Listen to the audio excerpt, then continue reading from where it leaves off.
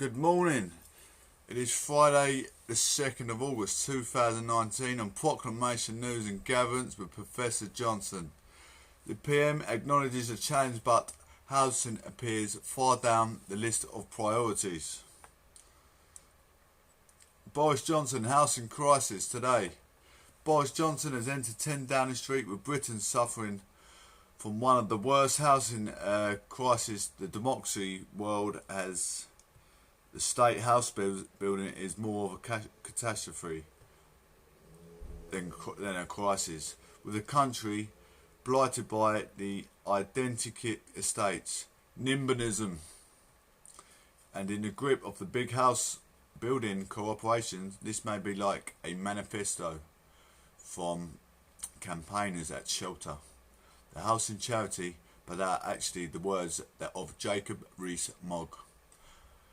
Published in a think piece he co-authored just last week, and he is elevated into Boris Johnson's cabinet.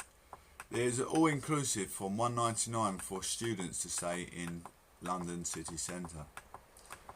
Tumbling home ownership rates, which collapsed to just 27% for under 35s compared to 65% in the 1990s, have struck at the heart of a Conservative Party that has traditionally championed a property-owning democracy. Meanwhile, soaring house prices, now 7.8 times average earnings in England and Wales, have left traditional Conservative home countries voters in despair at their children's chances of getting the property ladder.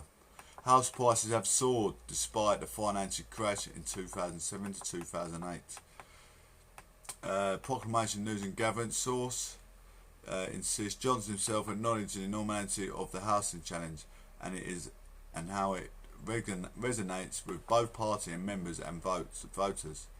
In his speech to the Conservative Party conference last October, he said, "It's a disgraceful fact that we now have lower rates of the owner's occupation from under 40s than the French or the Germans. The reflect failure of the governments for the last 30 years to build enough housing, but also a massive opportunity for us Tories. The homes in England now cost nearly 8 times the median of UK salary.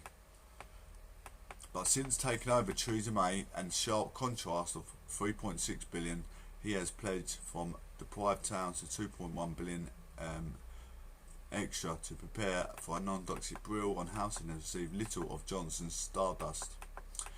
In his first speech as Prime Minister, Johnson talked on unity of the country, safer streets, better education and better rail infrastructure. Only further down the laundry list of priorities came housing. "The change I want to see, giving millions of young people a chance to own their own home," he said. "There are hints of big changes to the stamp duty and decisions to take on Help to Buy, with a possibility of new rent, part buy scheme in tow. But there is also fears he will dump the ban on revenge evictions." Pledged by May in her final months, the housing had previously allowed landlords to kick out tenants, such as those who complained about living conditions without any reason. There's a few clues come from the new Secretary of the State of Housing, Communities and Local Government, who is appointed by Johnson, came as a surprise to everyone in the housing industry. Robert Jerrick, 37, the first cabinet minister to have been in the 1980s, only entertained by Parliament in 2014, and is yet to make a substantive policy announcements. But like his housing minister before, he promises more new homes. He told Guardian, "We'll focus relentlessly on boosting supply and home ownership," adding, "As Prime Minister, he made it clear we're determined to close the opportunity gap and give millions of young people the chance to own their own homes." Extraordinary extravaganza from Boris. It's a marginally respectful, applaudable response from Proclamation News and Gatherence. Will Johnson be any more successful cracking housing supply issues than previous government? Many are pinning their hopes on the man who will be crucial aid on Johnson's government, his Chief of Staff, Sir Edward Lister. Lister was Johnson's right-hand man in the Mayor of London's office, a key figure during his prime ministerial campaign, but he's also steeped in housing issues, currently on leave from the job of the Homes of England, the government's self-proclaimed housing accelerator. It's very interesting that has made Eddie Lister chief to staff while he's on a break from the chairman of Homes of England. It means we have a great person at the heart of number 10 with a very decent knowledge of the housing challenge facing Britain, said Lucian Cook, head of residential research at Savills. Housing supplies have improved but remains below 300 target. Let's hope Boris can hit the target of making the houses cheaper for the youth of today to buy their own property. Housing supply in England collapsed after the financial crisis, falling just to 124,000 net new dwellings in 2002-2013, woefully short of 300 homes a year the government itself says are required. In recent years, listed joint homes in England in 2016, supply has jumped, hitting 222,000 in 2017 to 2018. But the data for 2019 shows that new housing starts have faltered, dropping 9% in a quarter percent of the first year. Essential to the recovery in new build supply in recent years has been Conservative's flagship Held to Buy the programme.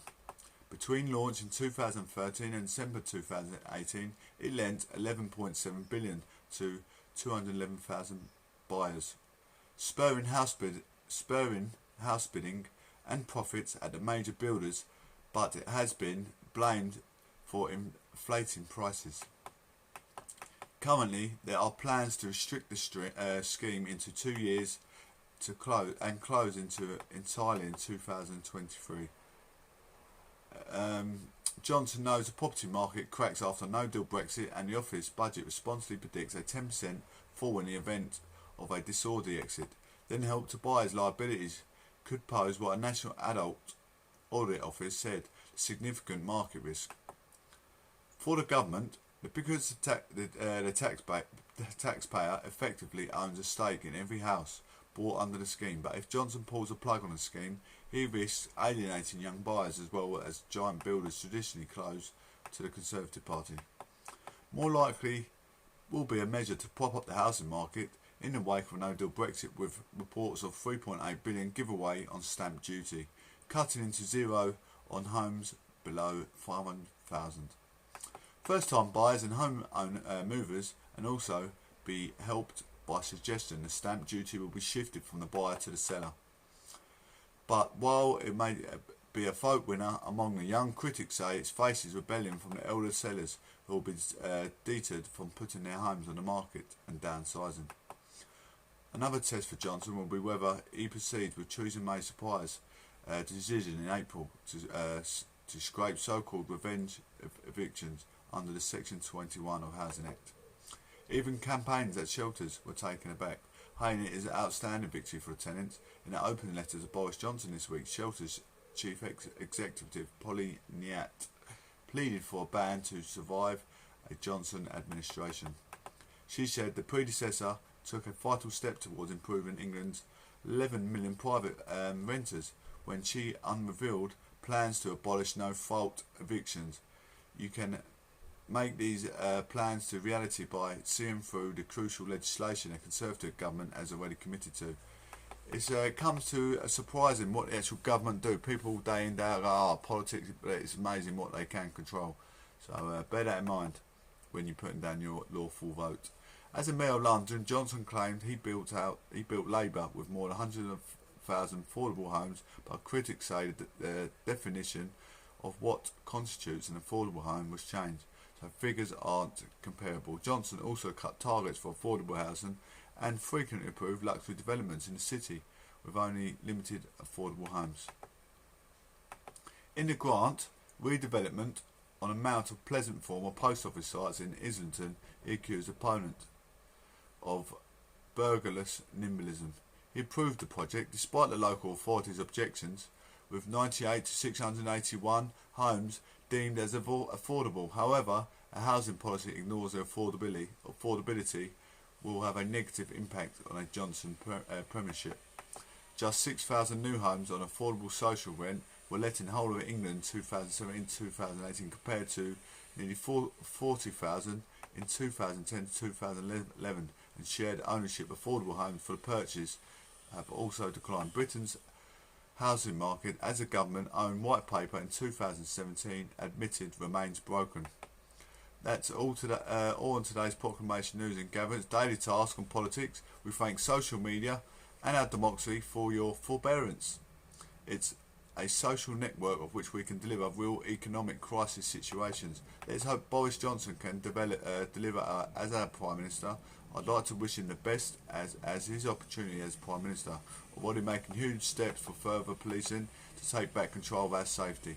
So from Proclamation News and Gatherence, Boris, that's a magnificent well done to the Conservative Party and for the democracy at large, one time and time again. God bless, take care, one love.